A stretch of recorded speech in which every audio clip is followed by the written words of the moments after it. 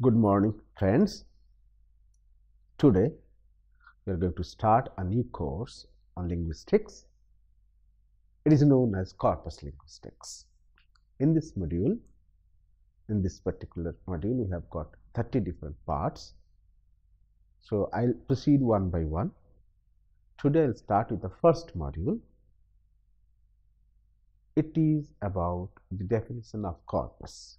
Gradually, we'll move with different parts or different modules, finally to find out how this language corpus, which is a new resource for language description, has come into play and how it contributes to the other discipline of linguistics, how it is useful for the entire population from where the language data is collected, analyzed, utilized for the benefit of the people.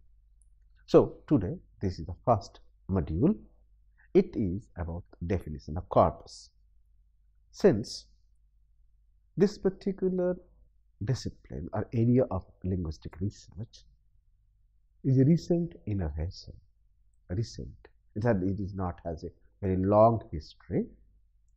So we need to go in a step-by-step process, trying to understand how the entire thing works, what is a corpus, how it is made, what are its basic components, what are its basic features, how it can be processed, how information can be extracted from it, and how information can be utilized in several ways.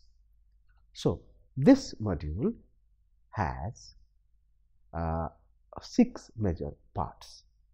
The first part is the introductory part. I'll give a very short description about it. Then we will try to understand how scholars in different parts have tried to identify corpus and define it. We'll have also our own inference about the definition of corpus. We'll also define how the term, the acronym is retrieved, how it is defined, is understood. Then, in part 4, we'll consider the formation analysis or formation principles, or the basic theoretical philosophical principles that are applied for the formation of corpus. We'll also identify the benefits. What are the benefits or advantages we usually get from the corpus, and how people are going to utilize it, the real practical advantages of it. Finally, in conclusion, we'll explore, we'll see how this can go further. Okay, fine. Now let us start with the introductory part. As you know that corpus has recently been evolved as a discipline, as a part of to be accurate, in the middle of the last century, it started. We noted that perhaps in 1951, to be more accurate, people realized that we need to refer to the actual empirical use of the language if at all we want to understand how language is being used by people in their regular discourse, in their regular linguistic communication. So this is a new approach altogether. We call it an empirical approach. So this is occupying a very important place because for the first time we're trying to know how language is being used. So here we can notice that there is a shift from our traditional frame of linguistic research, a new frame where we are more interested to have actual usage-based evidence of language to understand it in all its totality, rather than depending on simple theorizations or sporadic extractions of language data or in examples to substantiate our observations or our hypothesis. So why this is happening so? Why it was understood that we need to refer to the language data, not by all, but by a major chunk of linguists in America and UK and other parts of the globe were interested to know the empirical evidence. Three important things were actually observed there. The first thing is that the limitations of the traditional linguistics, linguistic theories more precisely. What is that? That these traditional linguistic theories and observations and principles, what we have got so far, failed to show or identify the features of actual language in use. I repeat, the traditional theories, traditional principles, models were not actually showing how language is being used. So actual use of language and theories and models and principles of language are not matching properly together. So we needed that we should have a new approach. Second important part here is that introduction of language corpora. We found that the new introduction now provided very useful, authentic evidence about the language use, which could challenge our earlier observations of language. So this corpus is actually giving the real evidence of real life language use, and that is becoming remarkable to us because we now get a new insight to look into the language. Third important part, very important, crucial in here, because it is not only the language reference part or description part. Information, data, linguistic examples are actually extracted from corpora and utilized in many other disciplines of linguistics. Say various linguistic activities, say language description, processing, analysis, application, teaching, and many other reasons. So these three important issues become very crucial for the growth and expansions of corpus linguistics in years to come.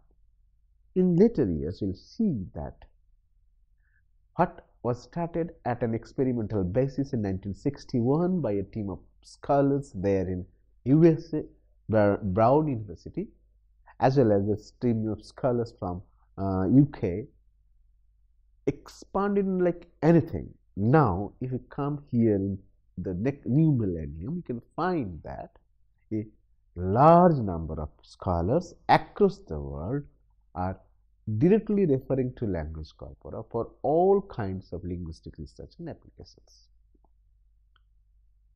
Thus, the whole process is expanding, growing up, and recently, very recently, it has been noted that language corpora has a tremendous relevance, functional relevance, in many other domains, not only in linguistics, in its sister disciplines also. Thus, we are proceeding from initial small enterprise to a huge academic exercise in years to come.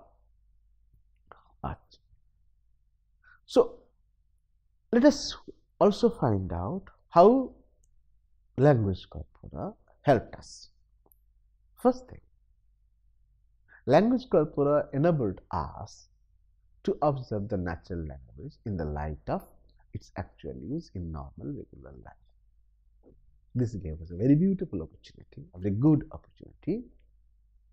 We get a good chance now to get used data in large amount and to understand how people actually use language, how they construct sentences while they speak, how they construct sentences while they write, what kind of lexical choice they make, is there any particular preference for lexical choice, what kind of manipulations they do, linguistic manipulations or changes of linguistic rules while they construct form sentences, words, and what are the innovative ways they actually deploy to use language in different ways.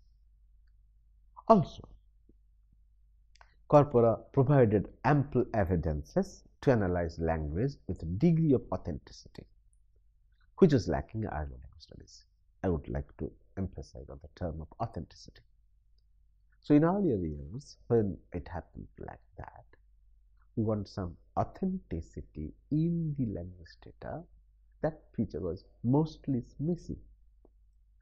We couldn't find out anything if that data is authentic, if it is open for verification, if it is open for validation, also if it is open for confirmation. But for the first time, here, the language corpora has given us this opportunity.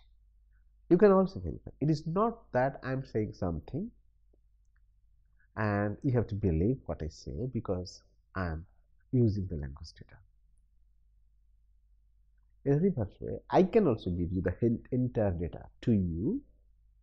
So you can use the data also to verify what I have said, what I have observed, what I have stated is also authentic, true, or valid. Corpora helped us to reach to a conclusive position on any aspect of a particular language through inductive inference, by which the final judgment was made on the observations of numerous individual examples. Here, the important point is that the inductive process. So we want to make an inductive deduction or inductive conclusion based on the evidences. So this is a place where corpora has played an important part. And due to these many factors, many people are interested to use corpora in all their studies. We depend on the citations, on the examples, on the information available in corpus, analyze them, arrange them in different orders, manipulate them for our research activities, development activities, teaching activities, development of resources. On the contrary, we are also interested to extract large amount of linguistic data of real-life language use that can be used for any other purposes. Thus, corpus has become a very important resource in linguistic research and development activities. One thing should be very clearly mentioned here. Corpus linguistics is not a new theory or new domain of linguistics. It is, in fact, a new approach toward linguistic studies. That means we are not going to introduce a new branch of linguistics, like say sociolinguistics or psycholinguistics or anthropological linguistics or now recent trend like ecolinguistics or something like that. What we are doing here, we are using language data, using computer technology to analyze data, extracting new evidences, examples, manipulating huge load of data, and giving a very solid empirical approach towards all the disciplines of linguistics. So here lies the importance of corpus linguistics, that it contributes, it supplements the knowledge base, the data, the information. So we call it a new approach, new strategy, new method of linguistic research and studies. After that, let us come to identify what we call a corpus. What is a corpus? This is a crucial question. In a simple term,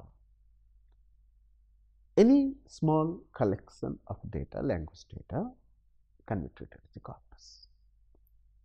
But whenever we are talking about the term corpus within the broad spectrum of corpus linguistics and language technology and language application, we need to have more precise, more to the pointed, and more accurate definition of corpus so that a student, a learner can have a clear visualization, realizations of the concept. Corpus is a statistically sampled language database for the purpose of investigation, description, application, and analysis relevant to all branches of linguistics. So this is a very common term, mostly used. Due to its wide structure, varied composition, and huge information load, and confirmed referential authenticity, wide text representation, easy accessibility, and accurate verifiability, it has become almost indispensable in all branches of linguistics. In the area of linguistics, scholars can easily refer to a corpus to verify if earlier propositions and examples are actually real. Pre-proposed definitions and explanations are logical, and if intuitive evidences and arguments are valid with respect to the proofs of actual language use. If we go back to the etymology of the term, you can have a new insight in the term. Etymologically, the term corpus is derived from the Latin word corpus, and it means a body. Body of collection, or a body of collection, or a huge amount of data. Now, this term has come down to English in two different ways. One is corpus, which came via Old French corps, and another is corpus, which came via modern French corps in the 18th century. These terms, the former term first entered in English in the 13th century as cors, C-O-R-S, and during the 14th century it had its original Latin P reinserted. At first it meant simply a body, but by the end of the 14th century, the sense dead body, it became firmly established. However, on the other hand, the original Latin term corpus itself was acquired in English in the 14th century. You can get some idea about the definition of corpus, which is available in a dictionary published by Bloomsbury Press by John Ayathe in 1919. Although the term is randomly applied in various non-linguistic collections of data and samples in other branches of human language, in linguistics and linguistic-related disciplines such as philosophy, psychology, lexicography, it occupies an esteemed status with the orientation towards the large collections of language. In corpus linguistics, corpus holds a special connotative use and sense. I can refer to the experts and masters of the discipline, how they refer to it. According to David Crystal, it refers to a large collection of linguistic data, either written texts or a transcription of recorded speech, which can be used as a starting point of linguistic description or as a means of verifying hypotheses about a language. In a different way, it refers to a body of language text, both in written and spoken forms. It represents varieties of language used in each and every field of human linguistic interactions. So, Crystal's argument is quite sensible in the sense that it covers almost all the properties or features defined for the corpus. The most important thing is that the entire database has to be preserved in message-readable form so that it enables us for all kinds of linguistic descriptions and analysis. This definition was given by Crystal in 1997. In 1988, Graham Kennedy does not exactly agree with these definitions, since, according to him, such one-dimensional definition may fail to represent the contrast and varieties involved in the process of corpus generation. Therefore, in the present context of linguistics, corpus should be used in the sense of a large collection of texts assumed to be representative of a given language, dialect, or other subject varieties to be used for linguistic analysis. Although the definition stated above tried to encompass the sociolinguistic components included within a language, it, to our mind, fails to divert our attention to the linguistic criteria considered necessary for designing a corpus. This need is addressed in the definition, where it is argued that corpus is a collection of pieces of language texts that are selected and ordered according to some explicit linguistic criteria in order to be used as a sample of a language. This argued by Sinclair. Because the question of sampling techniques used for generating a corpus, Sinclair prefers to use the non-committal word pieces or not texts, because we don't get the full texts altogether into the corpus. Rather, we get some pieces of text, some starting point to end point, a small chunk of text as a representative sample to be put into the corpus.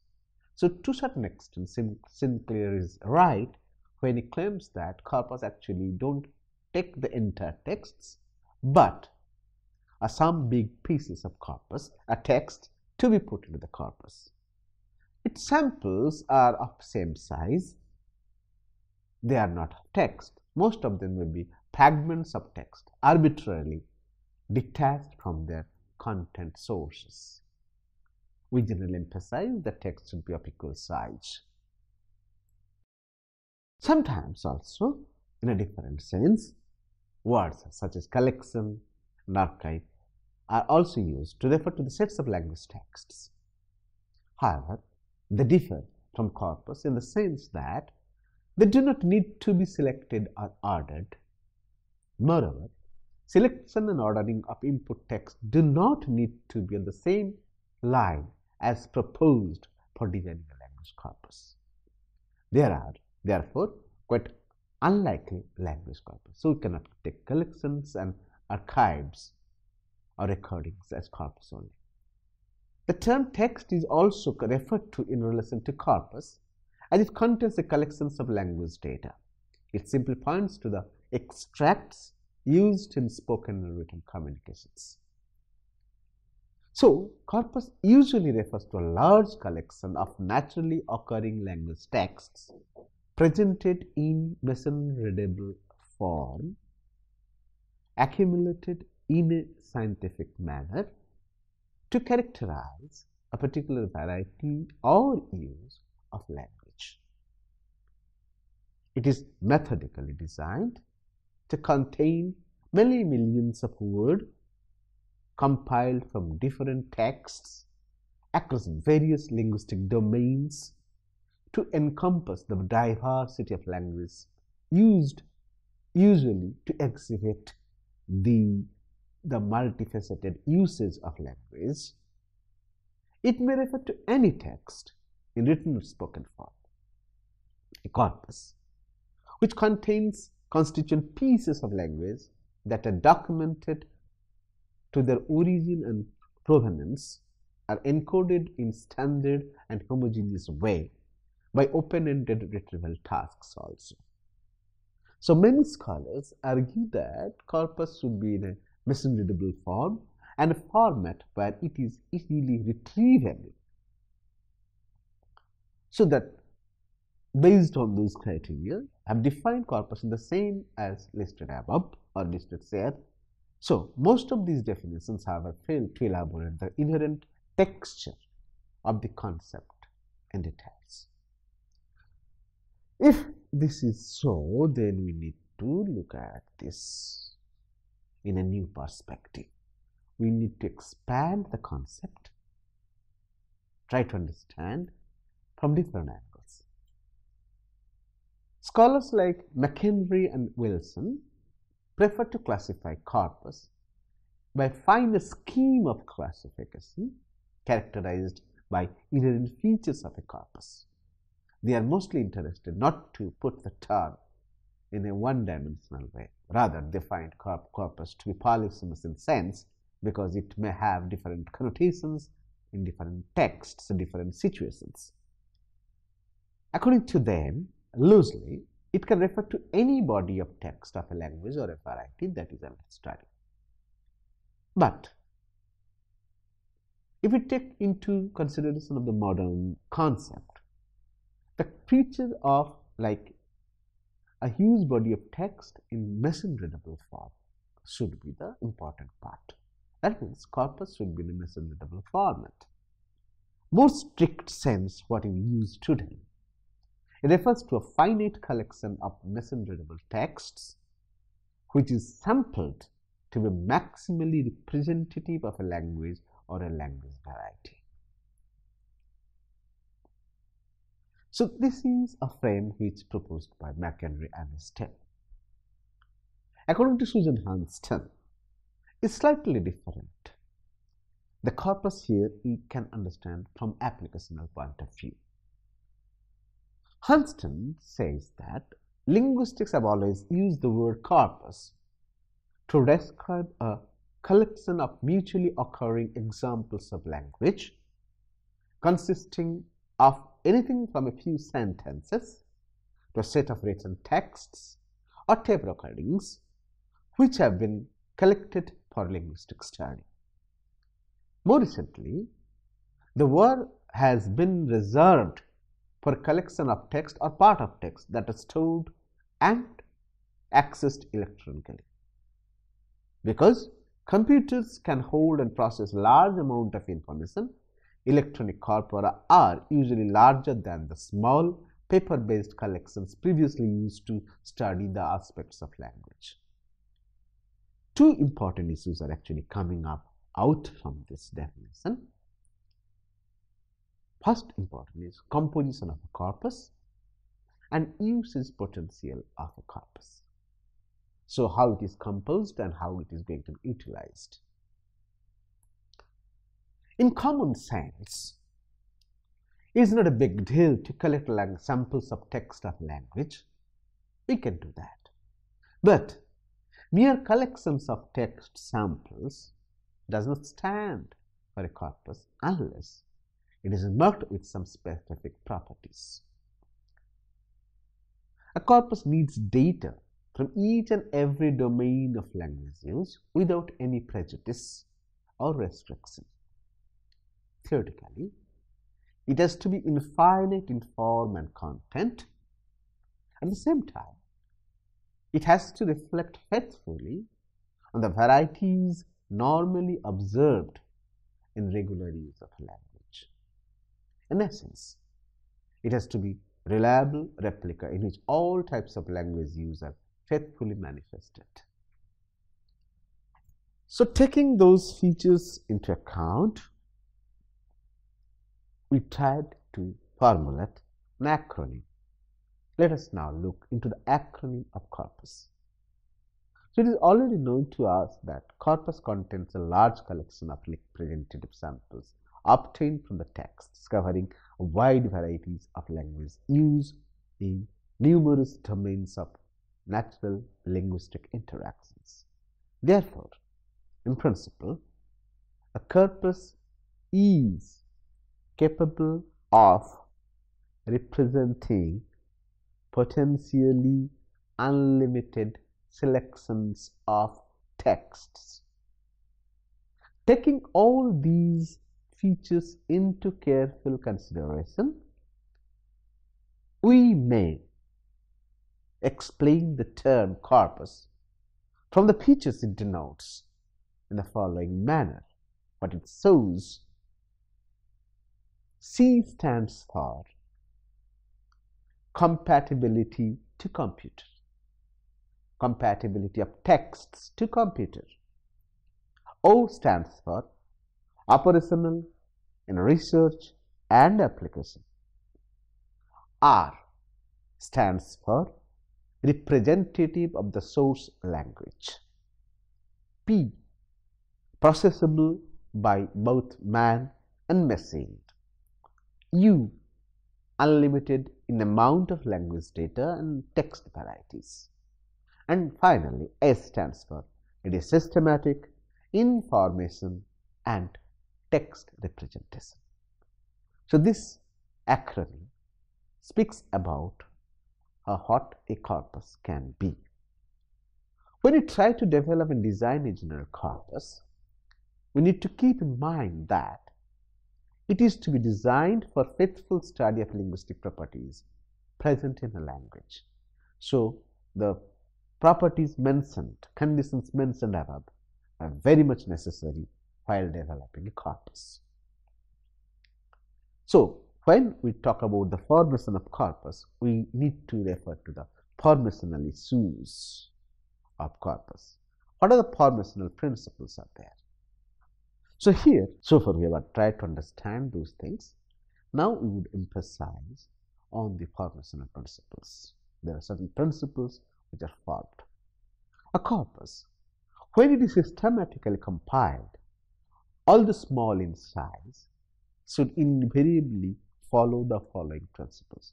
It is a very solid theoretical or philosophical base.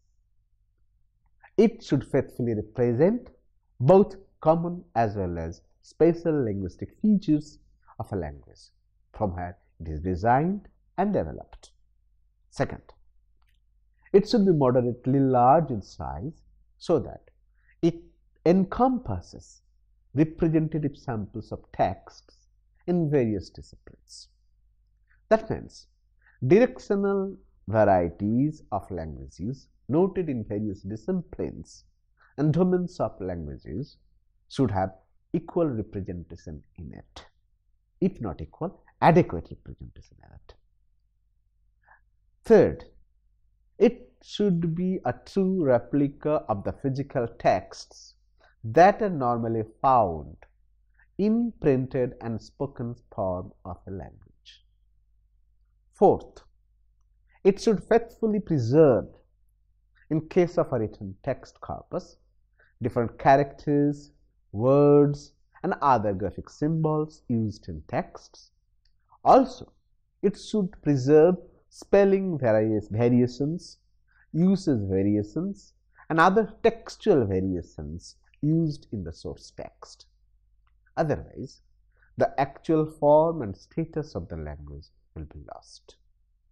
It should represent all kinds of linguistic usage variations in a proportional manner to give a general impression about the state of the language under investigation. 6. Text samples used in corpus should be maximally authentic, largely referential for future verification and validation. It should be made in such a manner that it is available in machine-readable form for quick access and ready reference, not only by experts but also common users. It should enable language users to use language data in all various works, starting from simple linguistic description to language analysis, statistical counts of data, language teaching, language processing, language translation, and many other related tasks. Text samples should be preserved in corpus, either in annotated form, we are going to discuss annotation in other modules, or in non-annotated form, or both. If the text samples are stored in annotated version, then there should be a mechanism that can convert the annotated version of the text into non-annotated version very easily, so that any common user can retrieve data or refer to the raw texts if required. The linguistic and extra-linguistic of the texts should be preserved in a reliable and a systematic way in the form of a metadata tagged into the corpus along with the texts in the computer, so that it is accessible for future reference and usage. So we'll come across the issues of extra textual information or extra linguistic information, how it is encoded in later modules. Theoretically, the size of corpus refers to the sum total of its components, such as characters, words, phrases, sentences, etc. Moreover, to make a balance in corpus texts from the field of natural science should carry equal weightage like that of literature, mass media, engineering, medical science, and social science, and many others. We are going to highlight the benefits of corpus. A well-planned and highly balanced representative corpus is an empirical standard which acts as a benchmark for validation of usage of linguistic properties available in a language.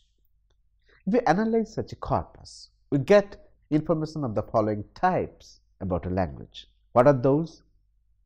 It provides detailed information about all phonetics, elements, properties, elements, and components used in a language, such as sounds, characters, punctuation, phonemes, morphemes, words, bases, lemmas, compounds, reduplications, multi-word units, idioms, proverbs, set phrases, sentences, and others.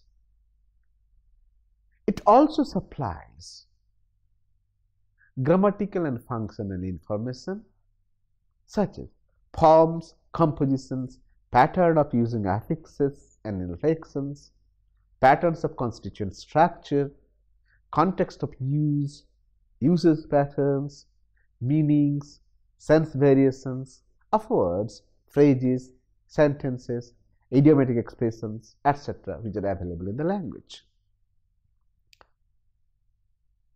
Third, it provides usage-based information, regular or specific, stylistic, metaphorical, allegorical, idiomatic, figurative, proverbial, and various other types of uses of segments, morphemes, words, compound sentences in a language. It supplies textual and contextual cues of a text by way of providing information relating to time, place, and agent of a language event. It supplies information of the extralinguistic world relating to linguistic discourse also. Close investigation of corpus reveals life and living and social and cultural fabric of the language community, along with the reflections on the world knowledge at large. The information of extralinguistic world obtained from a corpus is analyzed simultaneously with interlinguistic information collected from linguistic elements and language use to understand how a piece of text is composed and developed, how text is used, in which context it is used, and how does it serve the purpose of text users. So modern corpus linguistics is a new thing. This is the first module of this course. So I would like to end here. In the next module, I'll identify the features of corpus in more details and other aspects related to it. Thank you.